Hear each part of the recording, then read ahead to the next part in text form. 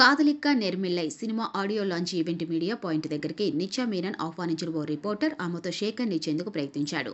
అతనితో చేతులు కలిపేందుకు ఇష్టపడిన నిత్యా మీనన్ తనకు ఆరోగ్యం బాగలేదని చెప్పింది. నా గొంతు సరిగ్గా లేదు, ముందే కోవిడ్ మళ్లీ వస్తుందని అంటున్నారంటూ చెప్పి నవ్వింది నిత్యా మీనన్. దానికి అతను ఏమాత్రం నొచ్చుకోకుండా మైకును సరిచేసి పక్కకు వెళ్లి నిల్చున్నాడు.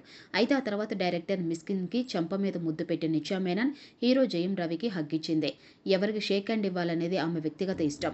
నచ్చిన వాళ్ళకి షేక్ హ్యాండ్ ఇవ్వచ్చు, ఇవ్వకపోవచ్చు. కానీ దానికి నిత్యా మీనన్ దొంగ సాకులు చెప్పవలసిన అవసరం ఏముందని అంటున్నారు నెటిజన్లు. అభిమానులంటే స్టార్లకు, నటీనటులకు అసలు లెక్కలేదని, చులకన భావం ఎక్కువైపోయిందని నిత్యా మీనన్ బిహేవియర్ని ట్రోల్ చేస్తూ పోస్టులు చేస్తున్నారు. కొంతమంది మాత్రం నిత్యా మీనన్కి సపోర్టుగా పోస్టులు చేస్తున్నారు.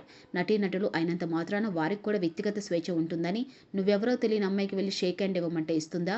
నిత్యా మీనన్ కూడా స్వేచ్ఛ ఉందంటూ పోస్టులు పెడుతున్నారు. అయితే ఈ సంఘటన కారణంగా కాదలిక్క నేరమెల్లే సినిమాకి మంచి ప్రమోషన్ దక్కింది. అలాగే దర్శకుడు మిస్కిన్తో మీరు నన్ను కొట్టకండి, నలపకండి, నేను ఫుల్లుగా డ్రెస్ వేసుకొని ఉన్నానంటూ నిత్యా మీనన్ చేసిన వ్యాఖ్యలు కూడా సోషల్ మీడియాలో తెగ వైరల్ అవుతున్నాయి.